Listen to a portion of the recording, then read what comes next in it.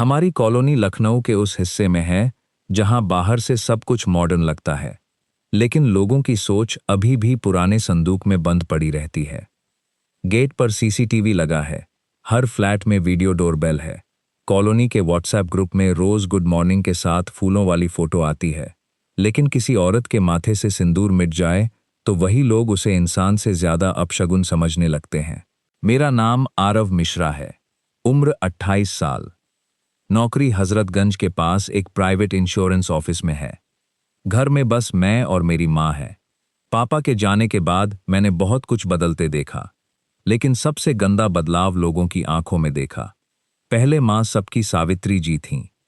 किसी के बच्चे को हिंदी का भाषण लिखवाना हो, किसी की बेटी को कॉलेज फॉर्म भरना हो, किसी आंटी को कीर्तन में दोहा पढ़ना हो, सब माँ के पास आते थे। पापा के बाद वही लोग धीरे धीरे ऐसे व्यवहार करने लगे जैसे माँ की मौजूदगी किसी खुशी की चीज को खराब कर देगी। सीधे मुंह कोई कुछ नहीं बोलता था, बस हल्दी में बुलाना बंद, करवा चौथ की बैठकी में नाम काट देना, शादी के कार्ड में हमारा फ्लैट नंबर आखिरी में लिखना, और जब माँ किसी शुभ काम में दिख जाए तो अचानक किसी को पानी याद आ जाता, किसी को फोन। माँ हमेशा कहती, बेटा, लोगों की सोच छोटी हो तो उनसे लड़कर अपनी शांति छोटी मत कर। लेकिन सच बोलूं तो मुझे उनकी ये शांति कभी कभी चुभती थी, क्योंकि मैं जानता था वो चुप थीं, ठीक नहीं थीं। उस हफ्ते हमारी कॉलोनी में गुप्ता अंकल की बेटी की शादी थी। पूरा इलाका जैसे उसी शादी पर टिका हुआ था। 3 दिन पहले से लाइटिंग लग गई थी, पार्किंग के लिए गार्ड अलग, मेहमानों के लिए बस अलग, और कॉलोनी ग्रुप में हर घंटे नया मैसेज, सभी निवासी इस परिवार पधारें। माँ ने कार्ड बहुत देर तक देखा। मैं समझ गया कि वो जाना चाहती है। मैंने कहा, माँ, रहने दो, इन लोगों की औकात मुझे पता है। वो बोली, बिटिया बचपन में मेरे पास पढ़ने आती थी, उसकी शादी है, आशीर्वाद देने में क्या बुराई है। मैं हंस दिया, पर अंदर से गुस्सा था। मैंने कहा, बुराई आशीर्वाद में नहीं है माँ, बुराई उन लोगों के दिमाग में है। माँ ने बस इतना कहा, हर जगह डर कर बैठेंगे तो गलत लोग सही कैसे होंगे। फिर मैं चुप हो गया। शाम को हम दोनों गोमती नगर वाले बैंक्वेट हॉल पहुंचे। बाहर फूल, कैमरे, ढोल और महंगे परफ्यूम की मिली जुली खुशबू। गेट पर गार्ड ने कार्ड देखा और हमें अंदर जाने दिया। बस 2 कदम ही बढ़े थे कि सामने से बंधारी आंटी आ गईं, कॉलोनी की अनऑफिशियल प्रधानमंत्री। हर फंक्शन में माइक उन्हीं के हाथ में, हर डिसीजन में उनकी नाक, और हर बात में हमारी संस्कृति का सर्टिफिकेट। उन्होंने माँ को देखा तो उनके चेहरे की मुस्कान अटक गई। बोली, अरे सावित्री जी, आप भी आई हैं। ये भी शब्द ऐसा था जैसे हमने कोई गलती कर दी हो। माँ ने सामान्य आवाज में कहा, हाँ, बिटिया को आशीर्वाद देने आई हूं। तभी 2 और महिलाएं उनके पीछे आकर खड़ी हो गईं। रास्ता छोटा था, लेकिन उनकी नीयत उससे भी छोटी। बंधारी आंटी ने धीरे से कहा, देखिए, आप बुरा मत मानिएगा, अभी अंदर मुख्य रस्म चल रही है। कुछ बड़े बुजुर्गों का मानना है कि इस समय। वो रुक गईं। मैंने पूछा, इस समय क्या? वो मेरी तरफ देखकर बोली, बेटा, तुम छोटे हो, हर बात बहस की नहीं होती। शादी ब्याह में कुछ रीति रिवाज होते हैं। मैंने कहा, सीधा बोलिए ना, माँ को अंदर नहीं जाने देना है। माँ ने मेरा हाथ दबाया। उनकी पकड़ में डर नहीं था, थकान थी। बंधारी आंटी ने अब आवाज थोड़ी और मीठी कर ली, वही वाली मीठी आवाज जिसमें जहर ज्यादा साफ सुनाई देता है। बोली, सावित्री जी समझदार हैं, विधवा स्त्री को ऐसे समय थोड़ा दूर रहना चाहिए। नए जोड़े की जिंदगी शुरू हो रही है, किसी तरह की छाया। उससे आगे मेरी सुनने की हिम्मत खत्म हो गई। मैंने कहा, छाया? आप मेरी माँ को छाया बोल रही हैं? आसपास के लोग रुकने लगे। कुछ लोग प्लेट हाथ में लिए खड़े थे, कुछ फोन्स निकालकर प्रिटेंडिंग कर रहे थे कि किसी को कॉल कर रहे हैं, लेकिन कान सबके यहीं थे। बंधारी अंकल भी आ गए। बोले, आरव, सीन मत बनाओ, शादी का घर है।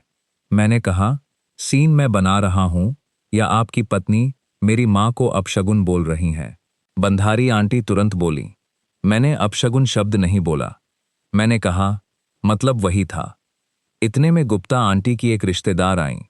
उन्होंने माँ को अलग ले जाकर कहा, दीदी, आप दिल पे मत लीजिए, आज का दिन है, लड़की वालों पर बहुत प्रेशर रहता है, आप ब्लेसिंग घर से भी भेज सकती हैं, घर से भी भेज सकती हैं। ये लाइन मेरे कान में ऐसे लगी जैसे किसी ने सबके सामने थप्पड़ मार दिया हो। माँ ने कुछ नहीं कहा, उन्होंने बस अपने हाथ में पकड़ा गिफ्ट एनवेलप साइड टेबल पर रख दिया और धीरे से बोली, आरव, चलो। मैंने कहा, नहीं माँ, आज नहीं, आज आप नहीं झुकेंगी। माँ ने मेरी तरफ देखा और बहुत धीरे से बोली, मेरी इज्जत तुम्हारे चिल्लाने से नहीं बचेगी, चलो। अगर आप यहां तक सुन रहे हो तो कमेंट में सच सच बताना। अगर आपकी माँ के साथ कोई ऐसा करता तो आप चुप रह पाते, क्योंकि उस वक्त मेरे अंदर जो चल रहा था वो गुस्सा नहीं था, वो जलन थी, सीधी सीने में जलन। बाहर निकलते हुए पीछे से आवाजें आ रही थीं। कोई कह रहा था, आजकल के लड़के बहुत एग्रेसिव हैं। कोई बोला, पुराने नियम बेवजह नहीं बने। और किसी ने तो इतना तक कह दिया, जब पता है सिचुएशन ऐसी है तो आना ही क्यों। मैंने मुड़कर देखा भी नहीं, क्योंकि अगर देख लेता तो शायद बात हाथ से निकल जाती। कार में माँ बिल्कुल चुप बैठी। रास्ते भर गोमती नगर की लाइट्स शीशे पर भागती रहीं और मैं स्टीयरिंग पकड़े उबलता रहा। घर पहुंचकर माँ ने जैसे कुछ हुआ ही नहीं वैसे कहा, खाना गरम कर दूं? मैंने कहा, आपको सच में भूख लग रही है? वो बोली, नहीं, पर रोने से पेट नहीं भरता।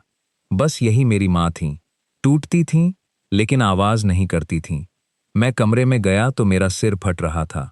थोड़ी देर बाद माँ अपनी पुरानी डायरी में कुछ रख रही थीं। उसी में से एक विजिटिंग कार्ड नीचे गिरा। मैंने उठाया। उस पर नाम पढ़ते ही मेरा दिमाग 2 सेकंड के लिए ब्लैंक हो गया। Raghavendra Pratap Singh, director general of police. मैंने माँ से पूछा, ये आपके पास कैसे? माँ ने बहुत कैजुअली कहा, अरे राघवेंद्र, कॉलेज में मेरे साथ पढ़ता था, बड़ा सीधा लड़का था, बाद में पुलिस सर्विस में चला गया, कभी कभी त्योहार पर मैसेज कर देता है। मैंने पूछा, माँ, आप डीजीपी को जानती हैं और आपने कभी बताया नहीं? वो बोली, जान पहचान को ढोल बनाकर थोड़े पीटते हैं, और वैसे भी बेटा, इज्जत कनेक्शन से नहीं मिलनी चाहिए। मैंने कार्ड को फिर देखा, फिर माँ को देखा। वही माँ जिसे कुछ घंटे पहले एक बैंक्वेट हॉल के गेट से इस तरह लौटाया गया था जैसे उसकी जिंदगी की सारी अच्छाइयां उसके विधवा होने से छोटी पड़ गई हों। उस रात माँ सो गईं, या शायद सोने का नाटक करती रहीं। मैं बैल्कनी में बैठा रहा। नीचे कॉलोनी में शादी से लौटती गाड़ियों की आवाजें आ रही थीं। व्हाट्सएप पर फोटोज आने लगी। लोग लिख रहे थे, ब्यूटीफुल सेरेमनी, ब्लेस्ड कपल, सच पॉजिटिव वाइब्स। मुझे हंसी आ गई। Positive vibes. जहां मेरी माँ को अशुभ बोलकर निकाला गया था, वहां लोग पॉजिटिव वाइब्स लिख रहे थे। मैंने डीजीपी वाले कार्ड की फोटो ली। बहुत देर तक फोन हाथ में पकड़े सोचता रहा। मुझे किसी को जेल भिजवाना नहीं था, मुझे कोई गुंडागर्दी नहीं करनी थी। मुझे बस इतना चाहिए था कि जिन लोगों ने मेरी माँ को सबके सामने छोटा किया, वो उसी भीड़ के सामने समझें कि उन्होंने किसे छोटा समझने की गलती की है। रात के करीब 12 बजे मैंने मैसेज टाइप किया, सर, मैं सावित्री मिश्रा का बेटा आरव बोल रहा हूं। आज मेरी माँ के साथ गुप्ता परिवार की शादी में बहुत अपमानजनक व्यवहार हुआ। उंगली सेंड बटन पर रुकी रही। माँ की आवाज कान में गूंजी, इज्जत कनेक्शन से नहीं मिलनी चाहिए। फिर गेट पर बंधारी आंटी की आवाज गूंजी, विधवा स्त्री को ऐसे समय थोड़ा दूर रहना चाहिए। मैंने दांत भींचे और मैसेज भेज दिया, क्योंकि कुछ लोग सच को तब तक नहीं मानते जब तक सच उनके सामने प्रोटोकॉल के साथ अंदर न आए। सुबह मेरी आंख खुली तो फोन हाथ में ही था। रात को भेजा हुआ मैसेज नीले टिक पर पड़ा था, पर कोई रिप्लाई नहीं आया था। सच कहूं तो आधा हिस्सा चाहता था कि रिप्लाई आए और आधा हिस्सा डर रहा था कि कहीं रिप्लाई आ गया तो बात सच में बहुत बड़ी न हो जाए। माँ किचन में चाय चढ़ा रही थीं, जैसे हर रोज, जैसे कल रात कुछ हुआ ही नहीं। यही चीज मुझे और तोड़ रही थी।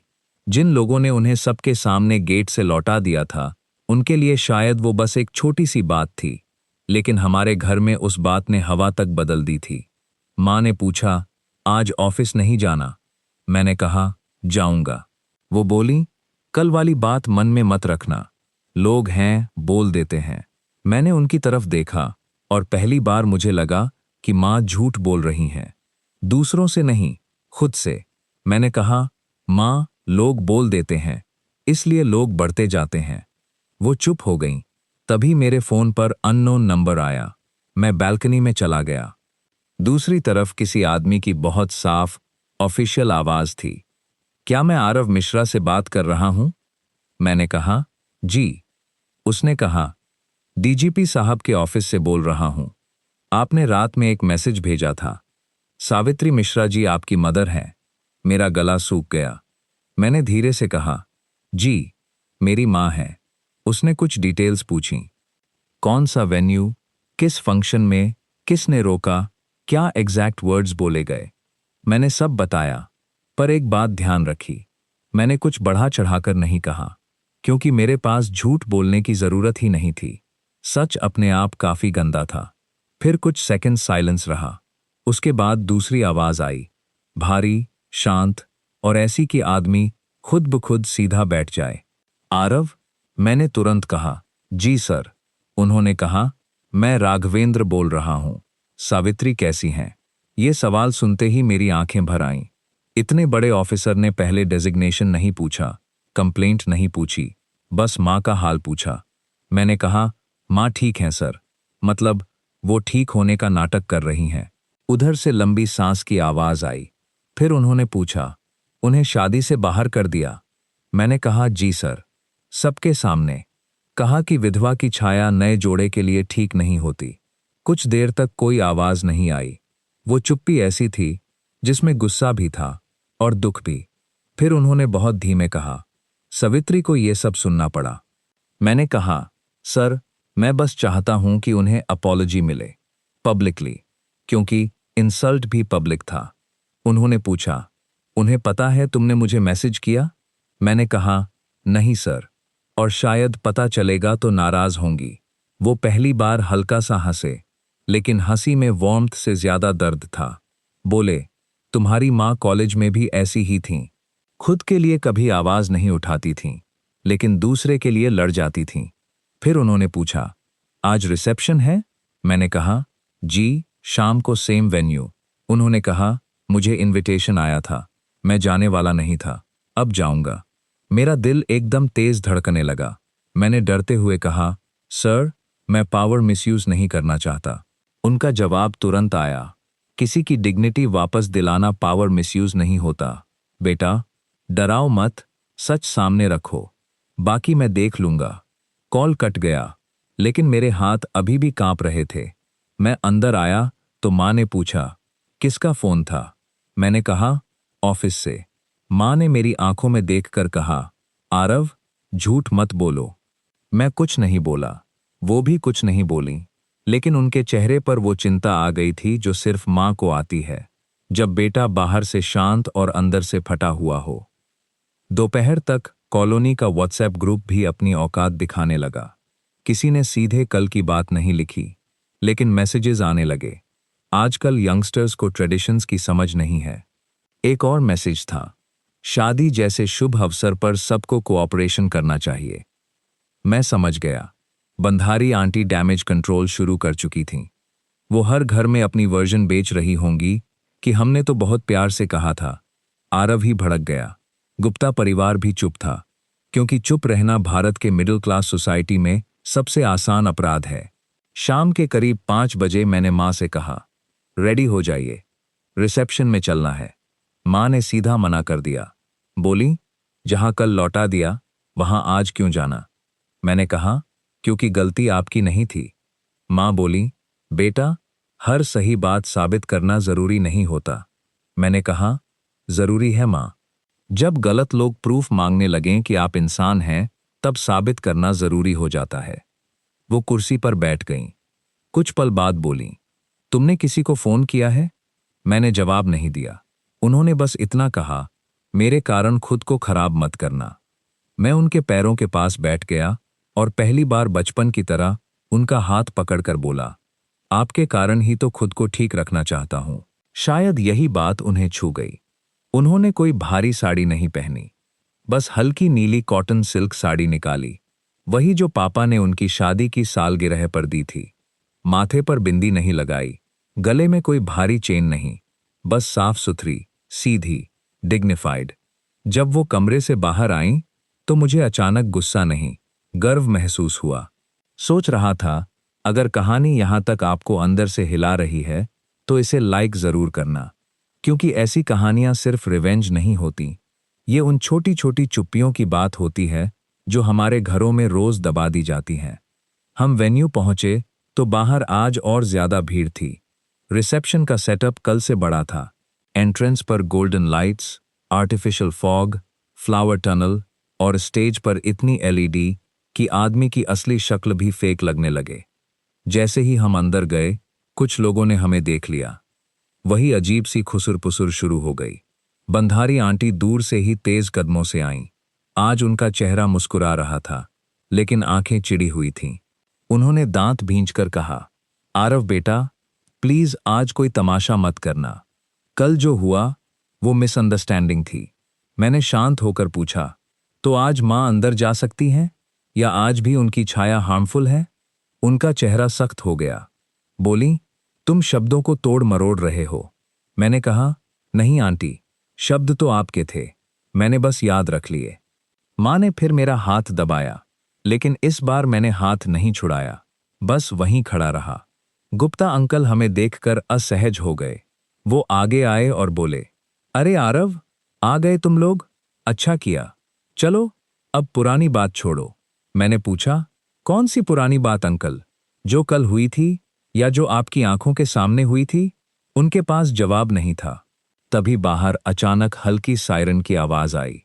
वो बॉलीवुड वाली चिल्लाती हुई सायरन नहीं, बल्कि ऑफिशियल प्रोटोकॉल वाली, छोटी लेकिन इतनी साफ कि पूरी भीड़ का ध्यान एंट्रेंस की तरफ चला गया। बाहर ब्लैक एसयूवी रुकी, उसके आगे पीछे पुलिस की गाड़ियां। 2 यूनिफॉर्म्ड ऑफिसर्स उतरे, फिर एक लंबा आदमी क्रिस्प पुलिस यूनिफॉर्म में बाहर आया। हॉल के अंदर जैसे हवा रुक गई। गुप्ता अंकल लगभग दौड़ते हुए गए। बंधारी अंकल ने अपना कोट ठीक किया। बंधारी आंटी ने पल्लू सिर के पास संभाला और चेहरे पर अचानक वो सम्मान चिपका लिया जो लोग पावर देखकर तुरंत निकाल लेते हैं। डीजीपी साहब आ गए, किसी ने पीछे से कहा। फोटोग्राफर्स भागे। इवेंट मैनेजर ने माइक पर कुछ बोलने की कोशिश की। गुप्ता परिवार ने फूलों का बुके आगे बढ़ाया, लेकिन डीजीपी साहब ने बुके लेने से पहले हॉल में नजर घुमाई। उनकी आंखें सीधे मां पर आकर रुक गईं। वो होस्ट्स के साथ स्टेज की तरफ नहीं गए।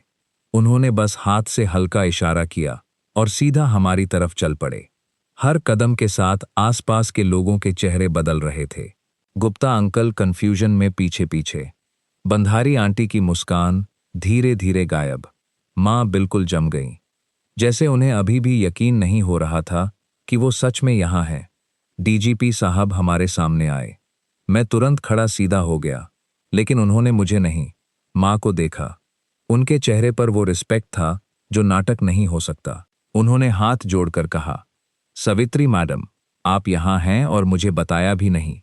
मां के होंठ कांपे। उन्होंने बस कहा, राघवेंद्र, तुम?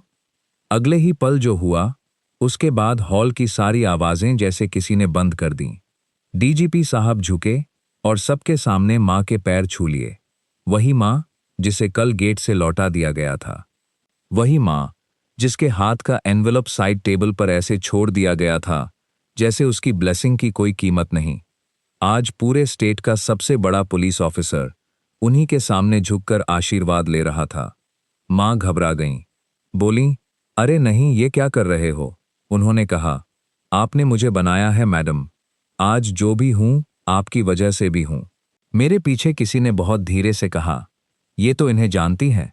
दूसरे ने कहा, जानती नहीं, शायद बहुत क्लोज है। बंधारी आंटी का चेहरा देखना चाहिए था, जैसे किसी ने उनके पैरों के नीचे से सोसाइटी, संस्कार, स्टेटस सब खींच लिया हो। डीजीपी साहब ने फिर गुप्ता अंकल की तरफ देखा और बोले, स्टेज पर चलेंगे, लेकिन पहले मैडम चलेंगी। गुप्ता अंकल का रंग उड़ गया। वो बोले, जी जी बिल्कुल, आइए आइए। मां ने मुझे देखा। उनकी आंखों में सवाल था, शायद शिकायत भी, लेकिन इस बार मैंने बस सिर झुका दिया, क्योंकि जो होना था अब पूरे हॉल के सामने होना था। स्टेज पर पहुंचते ही एंकर ने घबराकर माइक पकड़ा और डीजीपी साहब का इंट्रोडक्शन शुरू किया। लेकिन उन्होंने हाथ उठाकर रोक दिया। उन्होंने माइक लिया और सबसे पहले दूल्हा दुल्हन को आशीर्वाद दिया। फिर बोले, आज मैं यहाँ चीफ गेस्ट बनकर नहीं आया हूँ, मैं यहाँ एक स्टूडेंट बनकर आया हूँ, क्योंकि इस हॉल में मेरी टीचर जैसी एक महिला खड़ी है, जिनसे मैंने सिर्फ किताबें नहीं, इंसान की इज्जत करना सीखा है। हॉल में सन्नाटा था। कैमराज अब दूल्हा दुल्हन से ज्यादा मां पर थे। उन्होंने आगे कहा, मुझे पता चला कि कल इसी पारिवारिक समारोह में इन्हें अंदर आने से रोका गया। वजह ये बताई गई कि ये विधवा हैं। मुझे शर्म आ रही है कि पढ़े लिखे शहरों में, बड़े हॉल्स में, महंगे कपड़ों और लाइटिंग के बीच भी कुछ लोगों की सोच इतनी अंधेरी रह जाती है। कोई खांसा तक नहीं। डीजीपी साहब ने किसी का नाम नहीं लिया, फिर भी हर दोषी आदमी को लगा जैसे स्पॉटलाइट उसी पर है। उन्होंने कहा, जिस महिला को आप अशुभ कह रहे थे, उसने मेरे जैसे गरीब, डरपोक और लड़खड़ाते लड़के को कॉलेज में संभाला था। जब मेरे पास फीस के पैसे नहीं थे, तब नोट्स बांटे। जब मैं फेल होने के डर से भाग रहा था, तब मुझे प्रिंसिपल के सामने खड़ा किया। अगर इनका आशीर्वाद अशुभ है, तो फिर मेरी पूरी सर्विस, मेरी पूरी जिंदगी और मेरी हर अचीवमेंट भी अशुभ होनी चाहिए। मुझे लगा मेरे सीने में जो आग कल रात से जल रही थी, उसमें पहली बार हवा नहीं, पानी पड़ा है। मां स्टेज पर खड़ी थीं, बहुत असहज, लेकिन छोटी नहीं। बंधारी आंटी नीचे भीड़ में पत्थर जैसी खड़ी थीं। गुप्ता आंटी की आंखें भर आई थीं, लेकिन मुझे नहीं पता वो शर्म थी या डर। डीजीपी साहब ने अंत में कहा, आज इस रिसेप्शन की शुरुआत मैं नहीं करूंगा। शुरुआत सावित्री मैडम के आशीर्वाद से होगी। जिस समाज में मां का सम्मान नहीं, वहां कोई शादी सच में शुभ नहीं हो सकती। और उसी पल पूरा हॉल तालियों से भर गया। कुछ लोग डर के मारे ताली बजा रहे थे, कुछ दिखावे के लिए, और शायद कुछ सच में शर्मिंदा होकर। लेकिन मेरे लिए सिर्फ एक आवाज मायने रखती थी, मां की धीमी सांस। जैसे बहुत सालों से उनके सीने पर रखा हुआ कोई पत्थर आखिर थोड़ा सा हट गया हो। तालियां बज रही थीं, लेकिन उस हॉल में खुशी से ज्यादा डर की आवाज थी। जिन लोगों ने कल मां को गेट से लौटा दिया था, वो आज अपनी गर्दनें झुकाकर ताली बजा रहे थे। कुछ लोग ऐसे क्लैप कर रहे थे जैसे उनका हाथ नहीं, उनकी इज्जत फंसी हो।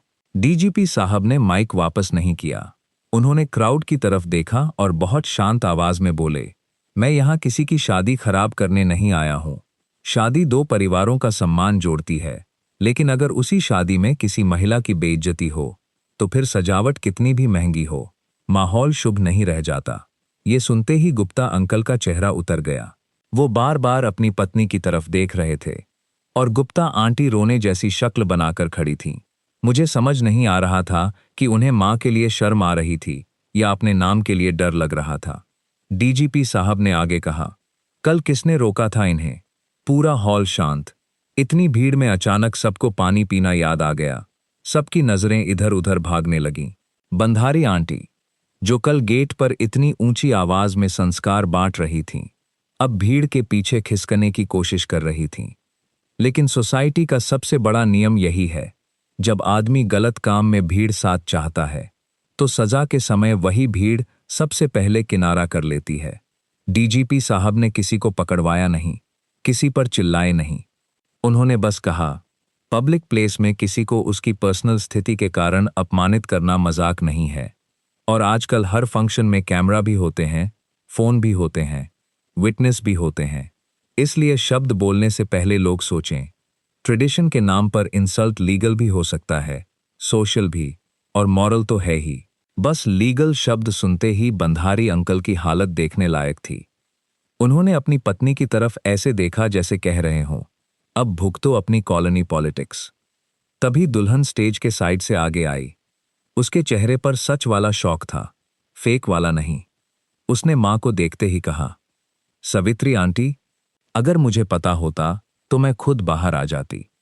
मां ने उसकी तरफ देखा और वही किया जो मेरी मां हमेशा करती हैं। उन्होंने अपने दर्द से पहले सामने वाले की खुशी बचाई। उन्होंने उसके सिर पर हाथ रखा और बोली, तुम्हारी गलती नहीं है बिटिया, खुश रहो। मुझे उस पल अपनी मां पर गर्व भी हुआ और गुस्सा भी। गर्व इसलिए कि वो इतनी बड़ी थीं, गुस्सा इसलिए कि दुनिया ऐसी औरतों का ही सबसे ज्यादा फायदा उठाती है। दूल्हा भी आगे आया और फोल्डेड हैंड्स में बोला, आंटी प्लीज हमें आशीर्वाद दीजिए। कल जिनकी शादी की शुभता माँ की छाया से खतरे में बताई जा रही थी, आज वही जोड़ा माँ के पैर छू रहा था। फोटोग्राफर ने फ्लैश मारा और मुझे लगा ये फोटो सिर्फ शादी एल्बम में नहीं, पूरी कॉलोनी की याददाश्त में चिपकने वाली है। फिर डीजीपी साहब ने गुप्ता अंकल को माइक दिया। गुप्ता अंकल ने शुरू में वही टिपिकल सेफ अपॉलॉजी दी, अगर किसी की भावना आहत हुई हो तो।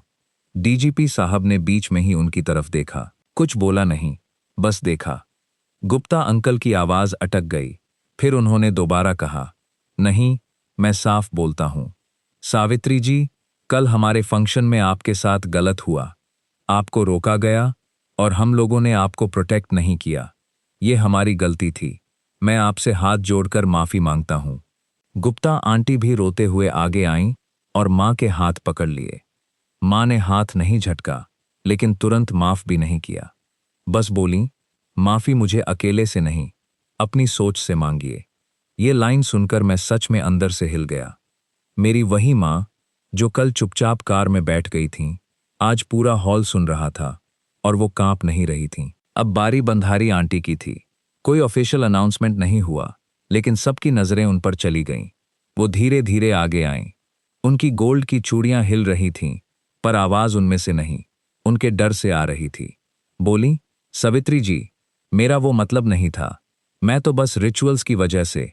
डीजीपी साहब ने शांत आवाज में पूछा, कौन सा रिचुअल किसी मां को अपशगुन बोलना सिखाता है? बंधारी आंटी चुप। पहली बार उनके पास शब्द नहीं थे। फिर उन्होंने सिर झुकाकर कहा, मुझसे गलती हो गई, माफ कर दीजिए। मां ने उन्हें देखा, बहुत देर तक देखा। फिर बोली, मैं आपको माफ कर रही हूं, क्योंकि आज शादी का घर है। लेकिन अगली बार अगर आपने मेरी तरह किसी भी विडो को ऐसी बात कही, तो मैं चुप नहीं रहूंगी। और इस बार मेरे बेटे को मैसेज भेजने की जरूरत नहीं पड़ेगी, मैं खुद बोलूंगी। मेरी रीढ़ में जैसे बिजली सी दौड़ गई। ये रिवेंज नहीं था, ये उससे बड़ा था। ये मेरी माँ का वापस खुद के पास लौटना था। उसके बाद रिसेप्शन सच में शुरू हुआ, लेकिन माहौल बदल चुका था। लोग माँ को प्लेट ऑफर कर रहे थे, चेयर दे रहे थे। सवित्री जी इधर बैठिए, बोल रहे थे। मुझे पता था उनमें से कई लोग डर से कर रहे थे, पर कोई बात नहीं।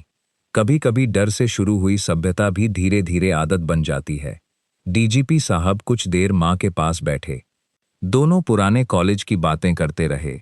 उन्होंने बताया कैसे माँ ने उन्हें डिबेट कंपटीशन में धक्का देकर भेजा था, कैसे उनकी हिंदी ठीक करवाई थी, कैसे हॉस्टल के लड़कों के सामने उन्हें डांट दिया था कि गरीबी कोई शर्म की बात नहीं, हार मानना शर्म की बात है।